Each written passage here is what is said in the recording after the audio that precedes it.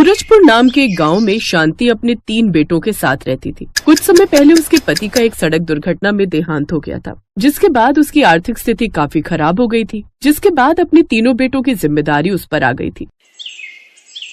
अपने 3 छोटे बेटों का पालन पोषण करने के लिए वो अब लोगों के घरों में काम करने लगी और उसी से अपने घर का खर्चा चलाने लगी।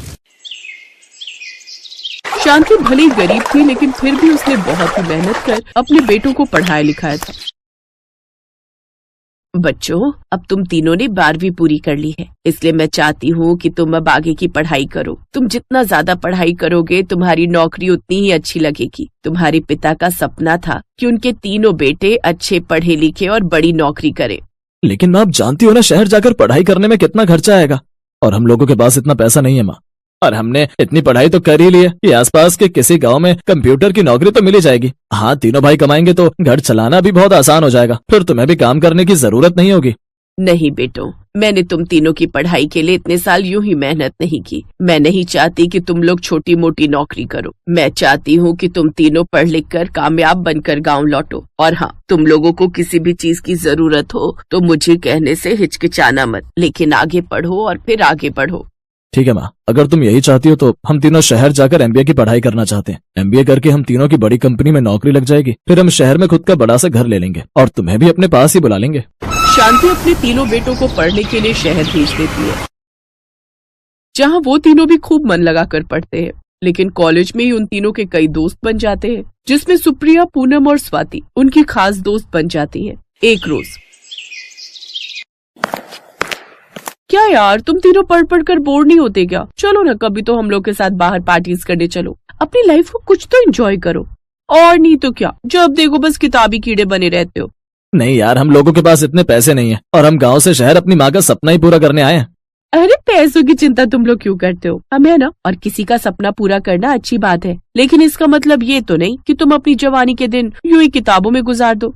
और वैसे भी रिलैक्स करने के लिए भी तो कुछ न कुछ करना ही होगा, तो समझ लेना वो रिलैक्स तुम बाहर चलकर कर लोगे। अब चलो, तुम लोग अपनी किताबें बंद करो और जल्दी से नीचे आ जाओ, हम गाड़ी में तुम्हारा इंतजार कर रहे हैं।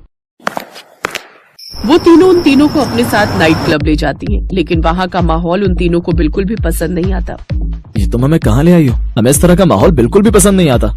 ऊपर से सब शराब पी रहे हैं, हमें शराब बिल्कुल भी पसंद नहीं है। हम ऐसे माहौल में रहना पसंद नहीं करते, और आज के बाद हमें कहीं ले जाने से पहले पूछ लेना कि हमें वो जगह पसंद भी है या नहीं। अरे रुको यार, सॉरी, हम तीनों को नहीं पता था कि तुम तीनों को ऐसा माहौल पसंद नहीं। हमें तो लगा था कि तुम यहाँ पर आकर एंजॉय करोगे। अच्छा चलो, क्लब ना सही, लेकिन रेस्टोरेंट में चलकर साथ में डिनर तो कर ही सकते हो ना। वैसे भी क्लब में डांस करते हुए हमें भूख लग गई है। माफ करना, लेकिन हम लोग अपने रूम पर जाकर खुद ही खाना बनाते हैं। होटल का खाना इतना महंगा होता है कि हम अफोर्ड नहीं कर सकते। तो हमने कब कहा तुम लोग पे करो, पैसे हम दे देंगे। वो तीनों घर आ जाते हैं। अब वो तीनों लगातार अपनी पढ़ाई पर फोकस करते हैं और बहुत ही अच्छे नंबरों से तीनों अपनी डिग्री लेते हैं, जिसके बाद एक बड़ी कंपनी में इंटरव्यू देते हैं, जहां अच्छी कंपनी में नौकरी लग जाती है। वो खुश होकर अपनी माँ को फोन करते हैं। माँ, हम तीनों भाइयों की नौकरी लग गई है, और जानती हो हम तीनों की शुरुआती तनख्वाह ही 80,000 रुपए है। माँ, ला फोन मुझे दे। और माँ, अब हम ट्रेन की टिकट बेच रहे हैं, तुम अब जल्दी से यहाँ आ जाओ। बहुत समय हो गया तुम्हारे हाथों का खाना खाए हुए। माँ, तुम जल्दी से आ जाओ बस। पता है यहाँ बनारसी साड़ियों की बहुत अच्छी दुकान है, तुम्हें बहुत पसंद है ना बनारसी साड़ियाँ, तुम्हें दिलवा दूंगा। हम खुद तुम्हें लेने आ जाते, लेकिन अभी अभी नई नई नौकरी है तो छुट्टी नहीं मिलेगी। शाबाश बच्चों, तुम लोगों ने तो मेरा नाम रोशन कर दिया। और तुम लोग चिंता मत करो, मैं खुद ही आ जाऊंगी। मेरी आंखें भी तरस गई हैं तुम तीनों को देखने के लिए। शांति ट्रेन पकड़कर शहर पहुंच जाती है। अब तीनों भाइयों ने नया फ्लैट ले लिया होता है, जो कि काफी आलीशान था। मैंने कभी नहीं सोचा था कि मैं इतने बड़े घर में रहूंगी। मेरे तीनों बेटे कामयाब हो गए, मैं बहुत खुश हूँ। अब बस तुम तीनों की शादी हो जाए, मैं यही चाहती हूँ। अब मैं जल्दी से तुम तीनों के लिए अच्छी लड़कियाँ देखना शुरू करती हूँ। नहीं नहीं माँ, उसकी जरूरत नहीं है। क्या मतलब? मतलब ये कि हम तीनों ने अपने लिए लड़कियां ढूंढ ली हैं। जब हम कॉलेज में पढ़ते थे तब से वो हमारी दोस्त हैं। हम तीनों उन तीनों को पसंद करते हैं, और उनके घर वाले भी इस रिश्ते के लिए तैयार हैं। वाह बेटो, बात शादी तक पहुंच गई और मुझे ये बात अब पता चल रही है।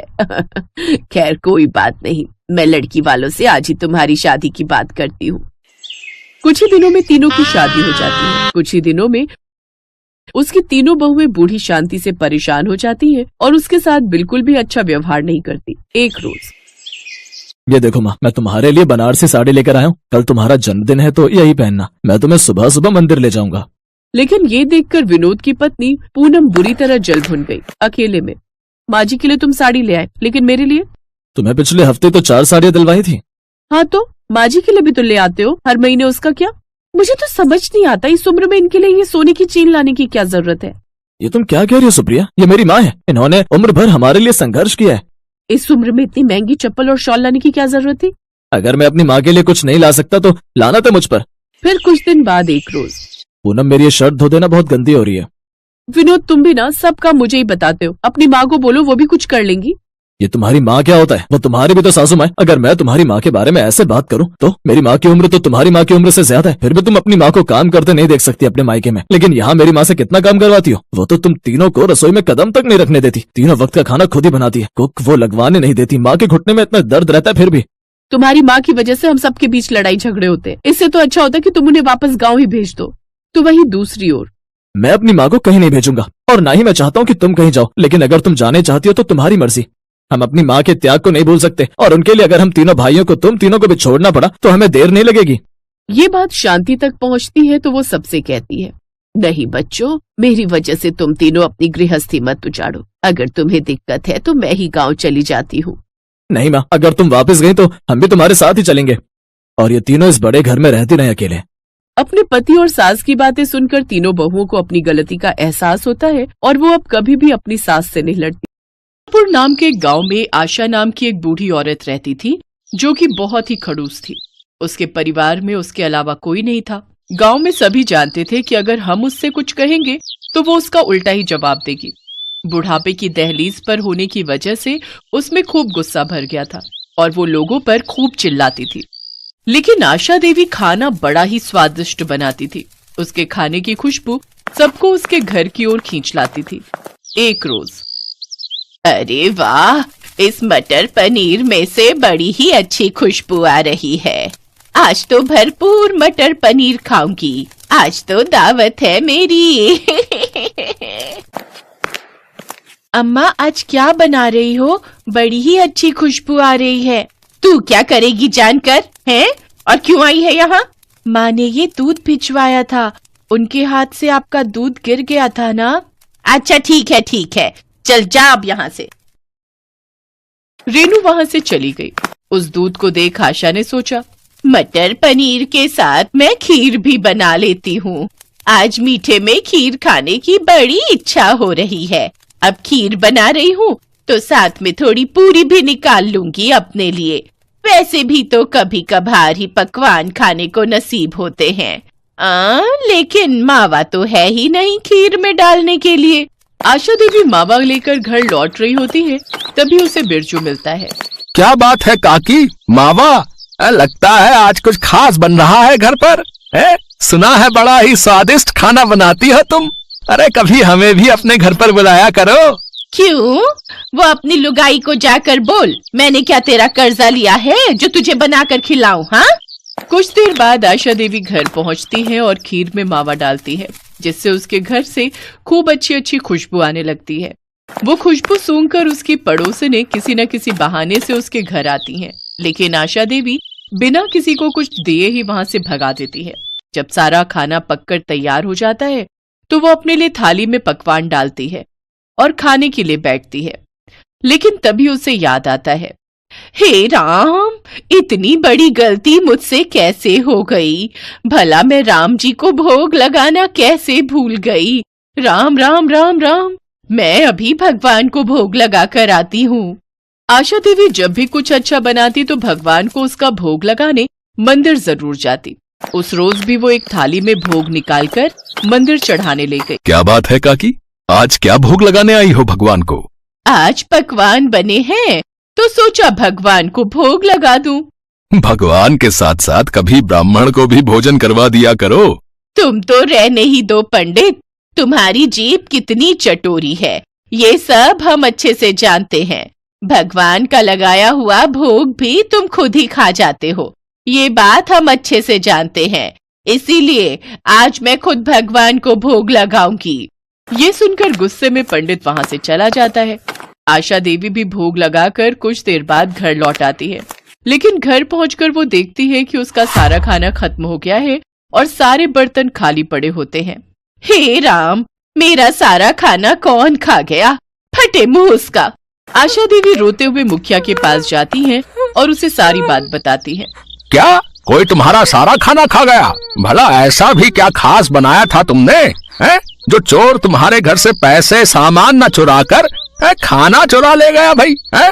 मुझे पता होता कोई मेरा खाना चुरा लेगा तो मैं तो पहले ही रसोई में ताला लगा जाती। मुखिया उसको आश्वासन देता है कि वो जल्द ही उस चोर को ढूंढ निकालेगा। घर आकर आशा देवी भूखे पेट ही सो गई। अगले दिन मुखिया उस बुढ़िया के पास आया और कहने लगा, आज तुम फिर वही खाना बनाना जो तुमने कल बनाया था, अच्छा, और ठीक वही चीजें दोहराओ जो कल दोहराई थी। जिसने भी चोरी की होगी वो फिर उसे खाने आएगा। हाँ, लेकिन मुझ बुढ़िया के पास अब उतने पैसे नहीं हैं। अरे ये लो पैसे रखो और अब वही करो जैसा मैं कहता हूँ, समझी? आशा देवी फिर से वही सब पकवान बनाती है और आज के पकवान की खुशबू तो कल से भी ज्यादा अच्छी थी। धीरे धीरे वही सब गांव वाले आशा देवी के घर के बाहर इकट्ठा हो गए और आशा देवी ने फिर से सबको भगा दिया और पकवान बनाने के बाद फिर से भगवान को भोग लगाने मंदिर चली गई। हे प्रभु, कल तो तुमने मेरे खाने की रक्षा नहीं की, लेकिन आज तुम उस चोर को पकड़वाने में हमारी मदद करना। मंदिर में आशा देवी भगवान से प्रार्थना कर रही होती है कि तभी दूसरी तरफ चोर मुंह छुपाए आशा देवी के घर में घुस आता है। फिर जैसे ही उसने खाना शुरू किया वैसे ही मुखिया ने उसे दबोच लिया। तभी आशा देवी भी मंदिर से आ गई। आशा देवी उस चोर के मुंह से कपड़ा हटाती है। वो चोर और कोई नहीं बल्कि मंदिर का पंडित ही था। पंडित, तुझे चोरी करते हुए शर्म नहीं आई? अरे कुछ तो मान रख लेता अपना। अब क्या करता आशा काकी, तुम्हारी जीभ जितनी कड़वी है उतने ही अच्छे हैं तुम्हारे हाथों के पकवान। तुम्हारे खाने की खुशबू ही इतनी अच्छी थी कि मैं खुद को रोक नहीं पाया, और तुम तो जानती ही हो कि मेरी जीभ कितनी चटोरी है। अरे भाई, पंडित होकर चोरी? अब आज के बाद तुम गांव के मंदिर में से पंडित पद से हटाए जाते हो भैया। लेकिन कुछ भी कहो, आशा काकी, आपके हाथों के पकवानों की खुशबू की बात ही कुछ और है। ऐसी बात है तो बैठो मुखिया जी, मैं अभी परोसती हूँ पकवान। उस दिन आशा देवी के हाथ का खाना खाकर मुखिया भी हैरान रह गया। लाजवाब, क्या स्वाद है काकी। अब समझ आया क्यों गांव वाले तुम्हारे हाथों के पकवान खाने के लिए तरसते थे। काकी, मैं चाहता हूँ कि तुम इस गांव में ढाबा खोलो जिसमें तरह तरह के पकवान बनाकर बेचो। इस तरह तुम्हारी कमाई भी हो जाएगी, साथ ही गांव के लोगों को तुम्हारे हाथ का बढ़िया पकवान भी खाने को मिल जाएगा। लेकिन मेरे पास इतने पैसे कहाँ हैं मुखिया जी? उसकी चिंता आप मत करो। अरे ढाबा खोल कर देने की जिम्मेदारी मेरी, बाकी उसमें स्वादिष्ट खाना बनाने की जिम्मेदारी तुम्हारी। इसके बाद गांव में गरीब बुढ़िया की रसोई के नाम से एक ढाबा खुलता है जिसमें वो गरीब बुढ़िया स्वादिष्ट खाना बनाकर बेचती है।